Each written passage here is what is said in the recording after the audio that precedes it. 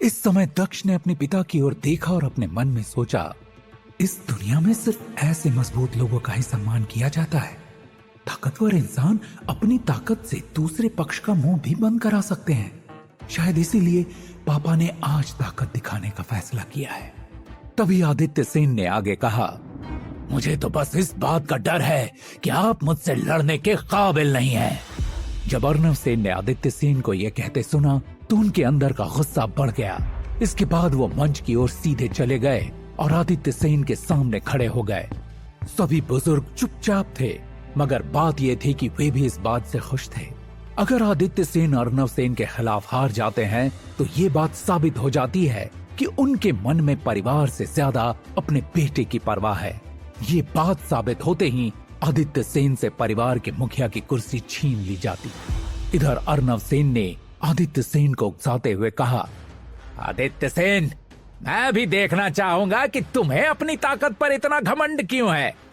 इसके बाद अगले ही पल मंच के चारों ओर हवा का तापमान गिरना शुरू हो गया। दर्शकों में मौजूद सैकड़ों लोगों को अपने शरीर और हड्डियों में चुभने वाली ठंड महसूस होने लगी। तब एक बुजुर्ग ने कहा, यह बर्फ की मार्शल स्पिरिट की शक्ति है। आदित्य सेन की मार्शल स्पिरिट बर्फ की है। जब ये ताकत सक्रिय हो जाती है तो आसपास का वातावरण पूरी तरह से बदल जाता है। ठीक इसी समय जब अर्णव सेन अपनी मार्शल स्पिरिट को सक्रिय करना चाहता था, तभी उसे आदित्य सेन की आवाज सुनाई दी, बर्फ से घेर दो। जैसे ही आदित्य सेन की आवाज बंद हुई, तब अगले ही पल आदित्य सेन के शरीर से एक बर्फीली आंधी निकली। उस आंधी ने पूरे मंच को बर्फ की सफेद परतों से ढक दिया, जिससे अर्णव सेन का पूरा शरीर बर्फ की परतों से ढक गया और फिर वो बर्फ मानव में बदल गया। अगले ही पल आदित्य सेन तेजी से अर्णव सेन के पास गए और उसे एक जोरदार मुक्का मारा। वहां एक जोरदार विस्फोट हुआ और बर्फ टूट गई। अर्णव सेन इस हमले से मंच से उड़ गया और जमीन पर गिरने से पहले उनके मुंह से खून निकलने लगा। ये देख सभी बुजुर्ग खड़े हो गए और स्तब्ध रह गए। आदित्य सेन ने अर्णव सेन को केवल एक ही झटके में हरा दिया था। तभी एक बुजुर्ग ने कहा, आदित्य सेन की बर्फ की मार्शल तकनीक अब 8वें चरण तक पहुंच गई है। ये इसमें कोई आश्चर्य की बात नहीं कि वो इतना मजबूत है। ये कहते हुए उस बुजुर्ग की आंखें चमक उठी। इधर सेन परिवार के सभी लोग इस दृश्य को देखकर स्तब्ध रह गए थे। ये पहली बार था जब उन्होंने आदित्य सेन की ऐसी मजबूत शक्ति देखी थी। ये शक्ति अर्णव सेन की तुलना में भी बहुत अधिक मजबूत थी। इधर अर्णव सेन ने अपने मुंह से निकला खून थूक दिया और आदित्य सेन की ओर धुंधली नजर से देखा। हालांकि आदित्य सेन को इसकी परवाह नहीं थी, क्योंकि उन्होंने अनुमान लगा लिया था कि दक्ष को जख्मी करने में अवश्य ही उनके दोनों भाइयों का हाथ होगा, क्योंकि वो दोनों उसके बेटे को मारना चाहते थे।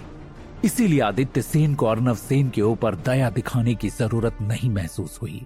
इसके बाद आदित्य सेन अपनी सीट पर लौट आए और फिर उन्होंने बड़ों की ओर सम्मान पूर्वक देखते हुए कहा, बुजुर्गों, कृपया पारिवारिक बैठक जारी रखें। आदित्य सेन ने ऐसा व्यवहार किया जैसे कि अभी कुछ हुआ ही ना हो। इसके बाद बड़े बुजुर्ग ने एक हल्की सी मुस्कान के साथ कहा, वाह आदित्य सेन, परिवार के मुखिया के रूप में आपकी साधना में सुधार हुआ है और आपने एक अच्छा उदाहरण स्थापित किया है। मेरा मानना है कि ये सब देखने के बाद सेन परिवार के लोग और भी अधिक कड़ी मेहनत करेंगे, जिसमें दक्ष भी शामिल है। वो दोबारा से अपनी साधना बढ़ाकर अपनी ताकत में वृद्धि कर सकता है। इस पारिवारिक बैठक का उद्देश्य पूरा हो चुका है। अब हर कोई यहाँ से जाने के लिए स्वतंत्र है। बड़े बुजुर्ग की ये बात सुनकर आदित्य सेन ने कहा, महान बुजुर्ग, अगर ऐसा है तो पहले मैं आपसे विदा लेना चाहूंगा। ये कहने के बाद आदित्य सेन खड़े हुए और फिर वो दक्ष के साथ वहां से जाने लगे। अपनी चाल पर पानी फेरता देख दीपांकर सेन तिलमिला उठा। उसने चिल्लाते हुए कहा, आदित्य सेन, सभा अभी खत्म नहीं हुई।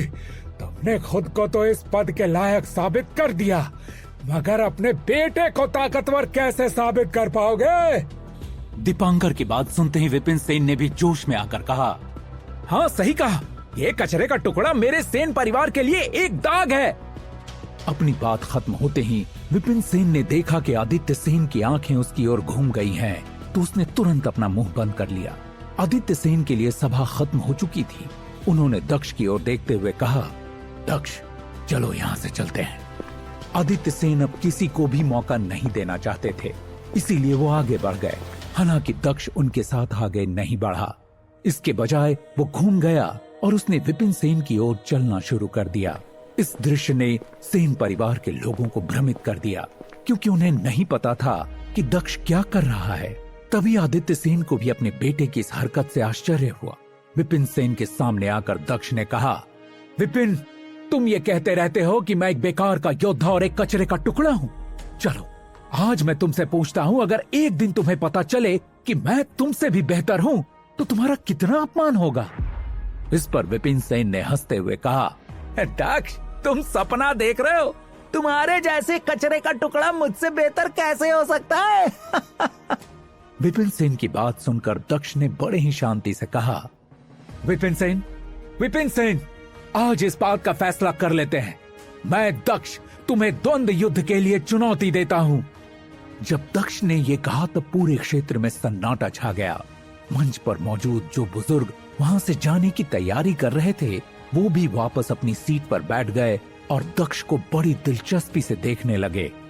दीपांकर सेन ने भी दक्ष को एक ठंडी मुस्कान के साथ देखा। वो अपने दिल में इस समय उसके गुस्से को दबा रहा था। उसे भी उम्मीद नहीं थी कि दक्ष उसके बेटे से लड़ने की हिम्मत करेगा। लेकिन अगले ही पल दीपांकर सेन ने विपिन सेन से कहा, विपिन, चुनौती स्वीकार करो। इधर ये सुनकर विपिन ने दक्ष की ओर देखा। दक्ष की बात से उसे अपमानित होने जैसा महसूस हुआ। परिवार में उसकी प्रतिभा साधारण ही मानी जाती थी। वो सिर्फ दक्ष के सामने ही अपनी ताकत दिखा सकता था। इसीलिए जब भी वो दक्ष को देखता तो वो कई बार उस पर ताना मारकर खुश होता था। लेकिन अभी वही कचरा उसे चुनौती देने का साहस कर रहा था, जिससे उसका चेहरा काला पड़ गया था। इस समय विपिन सेन ने अपने दांत पीसते हुए कहा, अगर तुम मेरी 3 चालें रोक सके तो मैं हार मान जाऊंगा। ये कहते हुए विपिन सेन बाहर चला गया। वो दक्ष को सबसे क्रूर तरीके से हराने की योजना बना रहा था, ताकि दक्ष को ये पता चल सके कि वो कितना बेकार है। विपिन सेन की बात सुनकर दक्ष ने अपना सिर हिलाया और फिर उसे शांति से कहा, अगर तुम मेरा एक मुक्का रोक सके तो ये मेरी हार मानी जाएगी। दक्ष का शांति भरा स्वर सुनकर ऐसा लग रहा था मानो कि विपिन सेन दक्ष का एक भी वार नहीं झेल पाएगा। दक्ष की यह बात सुनकर विपिन सेन का चेहरा तुरंत उतर गया। इधर भीड़ भी दक्ष की इस बात से स्तब्ध थी और आश्चर्यचकित होकर केवल दक्ष को देख रही थी। भीड़ में सभी लोग एक ही बात सोच रहे थे, क्या दक्ष पागल हो गया है? उसका ये बात सोचना ही पागलपन थी और उसे लगता है कि सभी लोग उसकी इस बात को मान जाएंगे। तभी इधर विपिन सेन ने कहा, कचरे द्वारा कहा गया शब्द चाहे कितना भी सुंदर क्यों ना हो, आखिर में वो भी कचरा ही रहेगा। शब्दों से सपने बुनने की बात तुम ही कर सकते हो। विपिन सेन की ये बात सुनकर दक्ष हंसने लगा। शब्दों से सपने बुनना तुम्हें सच में लगता है कि ये केवल शब्द ही है?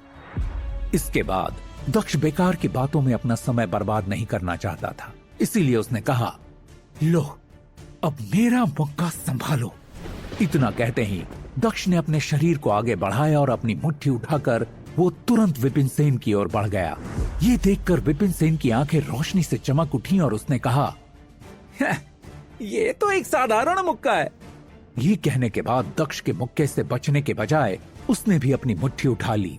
वो सभी को दक्ष और उसके कौशल में कितनी सामान्यता है ये दिखाना चाहता था।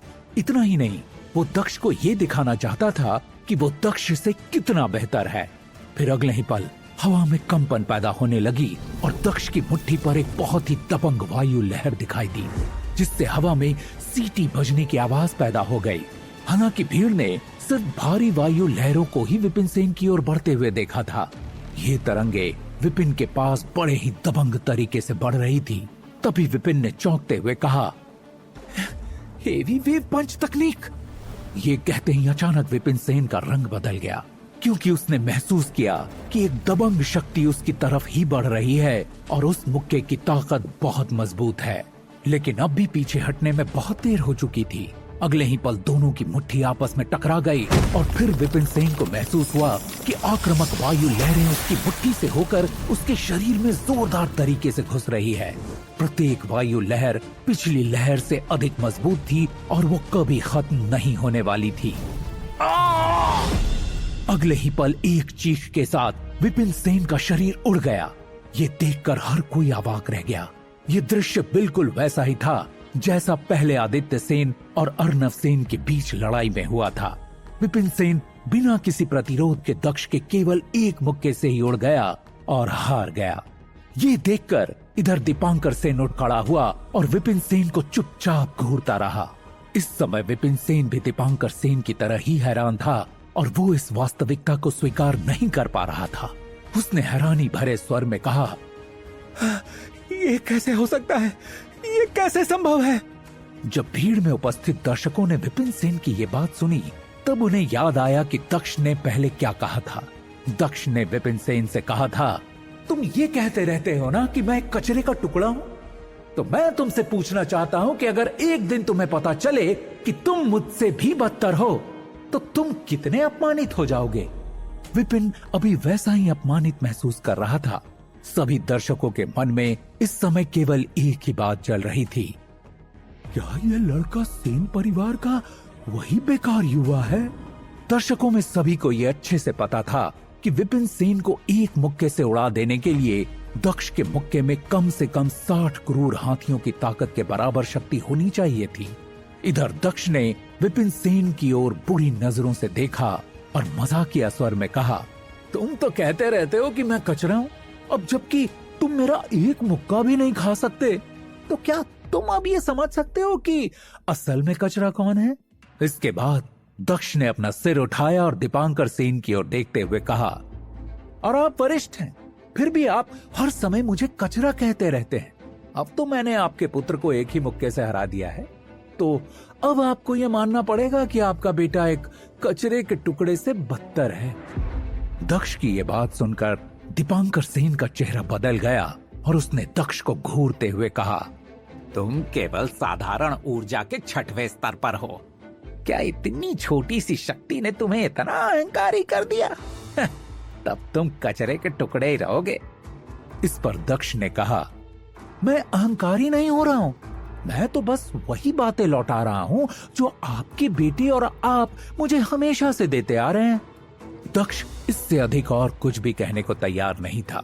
वो जाने के लिए मुड़ा और उसने जाते समय आखिरी बार कहा, अगर आप दूसरों को शर्मिंदा करोगे तो ये मत भूलना कि दूसरे लोग भी आपको शर्मिंदा कर सकते हैं। ये कहने के बाद दक्ष तुरंत अपने पिता आदित्य सेन के पास लौट आया। इस समय आदित्य सेन ने धीरे से बुदबुदाते हुए कहा, अगर आप दूसरों को शर्मसार करते हैं तो दूसरे लोग भी आपको शर्मसार करेंगे। ये कहने के बाद आदित्य सेन की मुस्कुराती हुई आंखों में रोशनी चमक उठी। उनका अपना बेटा सचमुच बदल गया था। उन्होंने कभी नहीं सोचा था कि दक्ष कभी ऐसे शब्द कहने में भी सक्षम होगा। जल्द ही दक्ष और आदित्य सेन वहां से निकल गए। दक्ष अपने भवन के कमरे में लौट आया और उसने फिर से अभ्यास शुरू कर दिया। हालांकि उसने साधारण ऊर्जा के 6वें स्तर को पार कर लिया था, लेकिन उसके लिए इतना काफी नहीं था। ध्रुव सेन, जिसने उसे पीटा था और संप्रदाय के दरवाजे से बाहर फेंक दिया था, वो विपिन सेन की तुलना में अधिक मजबूत और प्रतिभाशाली था। और इस समय ध्रुव सेन साधारण ऊर्जा के 8वें स्तर पर था। इन सब के अलावा अर्नव सेन के भी बच्चे थे। विपिन सेन की तुलना में उनकी प्रतिभा कई गुना ज्यादा मजबूत और प्रतिभाशाली थी। खासकर अर्नव सेन की बेटी अनिमा सेन की प्रतिभा। ऐसा कहा जाता है कि वो पहले ही साधारण ऊर्जा के 9वें स्तर तक पहुंच चुकी है। दक्ष ने अपने मन में कहा, अगले 3 महीने में वार्षिक प्रतियोगिता होगी। उस समय परिवार में हर कोई, यहाँ तक कि संप्रदाय में प्रशिक्षण ले रहे शिष्य भी वापस आ जाएंगे। अगर उस समय तक मैंने अपनी ताकत तेजी से नहीं बढ़ाई तो अगली बार मुझे ही हारना पड़ेगा।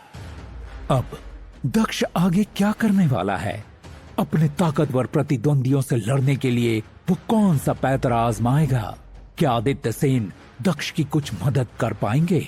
अर्णव सेन और दीपांकर सेन सभागृह में मिली हार का कैसे बदला लेंगे? कहानी में आने वाला है एक नया मोड़, इसीलिए सुनते रहिए रिबॉर्न इन मार्शल वर्ल्ड, सिर्फ